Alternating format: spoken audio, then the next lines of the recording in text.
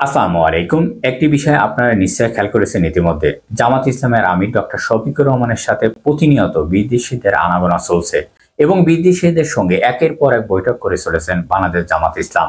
এমনকি ডক্টর শফিকুর রহমান থেকে শুরু করে তাদের দলের অঙ্গ সংগঠনের সর্বোচ্চ পর্যায়ে নেতাকর্মীদের সঙ্গে একের পর এক কোনো না কোনো বিদেশি সংস্থার রাষ্ট্রদূতের সঙ্গে বৈঠক করে চলেছেন এবং সেগুলো কম বেশি প্রতিদিন কিছু না কিছু খবরে আসছে, সেই বিষয়গুলো উঠে আসছে। কেন এত জামাতের সঙ্গে আগ্রহ দেখাচ্ছে বিদেশি সংস্থার রাষ্ট্রদূতরা? তারা কি মনে করছে যে জামাত ইসলাম আগামী দিনে ক্ষমতায় আসছে? যদি জামাত ইসলাম ক্ষমতায় আসলে তারা কি করবে? তাদের সঙ্গে সম্পর্ক কেমন হবে? তাদের সঙ্গে সম্পর্ক হবে কিনা? এছাড়াও তাদের দৃষ্টিভঙ্গি কেমন হবে? দৃষ্টিভঙ্গি বলতে মানে বাণিজ্যিক দৃষ্টিভঙ্গি, ব্যবসায়িক দৃষ্টিভঙ্গি, সামাজিক দৃষ্টিভঙ্গি এবং অন্যান্য সব মিলিয়ে তারা কিভাবে দেশ চালাতে চায় এই বিষয়টি বোঝার চেষ্টা করেছেন। এমনকি বিদেশিরা ধরে নিচ্ছেন জামাত ক্ষমতায় আসছে। এটা কিন্তু একটি সাধারণ প্রশ্ন। এই সাধারণ প্রশ্নের বিষয়ে জামাত ইসলাম উত্তর দিয়েছেন। তাদের নেতাকর্মীরা বলছেন বিদেশিরা মনে করে আগামী দিনে জামাত ক্ষমতায় আসবে। সেই ক্ষেত্রে জামাতের দৃষ্টিভঙ্গি কেমন হতে হবে এই বিষয়টা তারা বোঝার চেষ্টা করেছেন, যার ফলে তারা একের পর এক প্রতিনিয়ত জামাতের সঙ্গে বা তাদের নেতাকর্মীদের সঙ্গে আলোচনা করছে বা কথাবার্তা বলছে। সুতরাং জামাতের সম্পর্ক তাদের স্পষ্ট ক্লিয়ার হয়ে যাচ্ছে। তাদের ধারণা ছিল জামাত ইসলাম দল হিসাবে মোটেই প্রতিষ্ঠিত একটি রাজনৈতিক দল নয়। যেমনটি তারা ভেবেছিলেন আফগানিস্তানের মতো তাদের মৌলবাদী প্রতিষ্ঠিত ভাবছিলেন, তাদেরকে উগ্রবাদী ভাবছিলেন। সুতরাং একটি দেশের সরকার কেমন হবে, তাদের বোঝাপড়া কেমন হবে, এই সমস্ত প্রতিষ্ঠানের ক্ষেত্রে অর্থাৎ বাংলাদেশের আবারও এই বিষয়ের প্রভাব বিস্তার ঘটবে কিনা, এর মধ্যে দিয়ে পার্শ্ববর্তী দেশ ভারতের বিশৃঙ্খলা হবে কিনা, তাদের মধ্যে এইসব উদ্যোগ ছিল। সেই বিষয়টি তারা দূর করার চেষ্টা করছেন। এর মধ্যেই জামাতের নেতাকর্মীদের সাথে আলোচনার মাধ্যমে যেমন নারীদের স্বাধীনতার বিষয় কেমন হবে, নারীদের শিক্ষার খাত কেমন হবে, এই সমস্ত বিষয় তারা প্রতিনিয়ত দৃষ্টিভঙ্গি রেখেছে। তারা জামাত ইসলামকে দেখতে চাচ্ছে তারা আধুনিক গণতান্ত্রিক কিনা, তারা বিভিন্ন দেশের সাথে বিশ্বের সাথে তাল মিলিয়ে চলতে পারবে কিনা। সুতরাং সেই বিষয়ে দৃষ্টিভঙ্গি মেলানোর চেষ্টা করছে। এই বিষয়টাকে কেন্দ্র করে বিশ্বব্যাপী পশ্চিমাদের মধ্যে এক ধরনের আতঙ্ক আছে। তার পরিপ্রেক্ষিতে তারা প্রতিনিয়ত আলোচনা করছে। এখানে একটি বিশ্লেষণে দেখেন, আজকে পত্রিকায় লিখছেন জামাত 2 মাসের মধ্যে 30টি মিশন সংস্থা বা রাষ্ট্রদূতদের সঙ্গে মিটিং সম্পন্ন করেছেন। তার মানে কি প্রতিনিয়ত বৈঠক করে চলেছেন, কিন্তু প্রায় সময় দেখা যাচ্ছে জামাতের মধ্যে একদিন পর পর।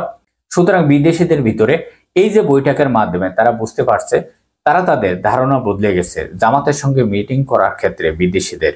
তাদের দলের নেতাকর্মীদের দাবি নির্বাচনের পর তাদের অবস্থান কেমন হবে, তাদের বোঝাপড়া কেমন হবে। নেটিজনদের মধ্যে জামাতের সর্বোচ্চ নেতাদের সঙ্গে ধারাবাহিকভাবে বৈঠক করছেন দেশের বিভিন্ন দেশের কূটনৈতিক রাষ্ট্রদূত এবং আন্তর্জাতিক পর্যায়ে প্রতিনিধিরা। গত 2-2.5 মাসে অন্তত 30টির বেশি বৈঠক হয়েছে। এই বৈঠকগুলোর মধ্যে রাজনৈতিক পরিস্থিতি আগামী সংসদ নির্বাচনে, সুতরাং জামাতের নির্বাচন ইস্যু প্রকাশ্যে চলে আসছে। এই যে জামাত ইসলামের ভূমিকা কিরূপ হবে এই বিষয়ে আলোচনা চলে আসছে যে 5ই আগস্টের পর সবচেয়ে বড় রাজনৈতিক দল হয়ে উঠছে জামাত ইসলাম এবং তাদের নেতাকর্মীদের দাবি বৈঠকের মধ্যে দিয়ে তাদের ধারণা মানে বিদেশিদের ধারণা ভেঙে গেছে। এমনকি নেটিজেনরা বলছে যে নির্বাচনের পর সরকার বা বিরোধী দল জামাত যে পরিস্থিতিতে থাকুক না কেন দেশটা কোন দিকে পরিচালনা করবেন এই বিষয়টা বোঝার চেষ্টা করেছেন বিদেশি রাষ্ট্রদূতরা। তারা নিশ্চিত হয়েছেন জামাত ইসলাম যদি সরকার না হতে পারে, বিরোধী দল অবস্থা না থাকলেও তারা একটি শক্তিশালী একটি রাজনৈতিক দল জামাত ইসলাম। অতএব জামাতকে কোনোভাবেই ফেলানো যাবে না। যেমনটি জামাত ইসলামকে ভারতের সহযোগিতায় আওয়ামী লীগ সরকার কম তো করেনি, নির্যাতন তাদের নেতাকর্মীদের ওপর হত্যাকাণ্ড থেকে শুরু করে সর্বোচ্চ পর্যায়ে তাদের দাবিয়ে রাখা হয়েছিল, তখনও কিন্তু জামাত ইসলামকে দাবিয়ে রাখা যায়নি। সুতরাং জামাতকে দেখা গেছে তাদের কৌশল এবং বুদ্ধি দিয়ে কাজ করে গেছে এবং প্রশাসনিকের ভিতরে এমনকি আওয়ামী লীগের মধ্যে দিয়ে তারা ঢুকে বসে আছে। সুতরাং যার জন্য গুরুত্বপূর্ণ এইসব তথ্য ফাঁস হয়ে গেছে জামাতের এই যে কৌশল ভিত্তিক রাজনীতি, যার কারণে সফল, এই ব্যাপারে কোনো সন্দেহ নেই। এই যে বৈঠকে আরো জানতে চাওয়া হইলে সেখানে জামাতের আমির ডক্টর তাহের পরিষ্কারভাবে তিনি বলেছেন বিদেশি কূটনৈতিকরা মনে করছেন ভবিষ্যতে জামাত রাষ্ট্র পরিচালনার দায়িত্ব নিতে পারে। সাধারণ জনগণ থেকে শুরু করে এমনকি জামাতকে রাষ্ট্র পরিচালনার বিষয় জামাত কিভাবে চায়, কোন সিস্টেমে চায়, এই বিষয়ে আগামী ভবিষ্যতের বিষয়ে জানার চেষ্টা করেছেন বিদেশি রাষ্ট্রদূতরা। জামাতের সঙ্গে এমন কোনো দিন নেই মিটিং হচ্ছে না বিদেশিদের।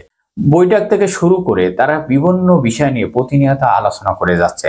এমনকি বৈঠকের মধ্যে দিয়ে দেখতে চাচ্ছে জামাত সত্যিকার অর্থে গণতান্ত্রিক রাজনৈতিক দল কিনা। ইতিমধ্যে তারা স্পষ্ট হয়ে গেছেন। যেমন আওয়ামী লীগ সরকার যে গণতান্ত্রিক রাজনীতি ছিল, তার মানে ফ্যাসিস্ট রাজনীতি, আবারও তার মানে গণতন্ত্রের রাজনৈতিক দল বৈশিষ্ট্যগুলোই জামাতের ভিতরে আছে কিনা, তারা এই বিষয়টি বোঝার চেষ্টা করেছে। আর এর মধ্যে জামাত ইসলাম যাই থাকুক না কেন, তারা এখন পরিষ্কার জামাত একটি পরিচ্ছন্ন রাজনৈতিক দল। সবাই ভালো থাকবেন, আল্লাহ হাফেজ।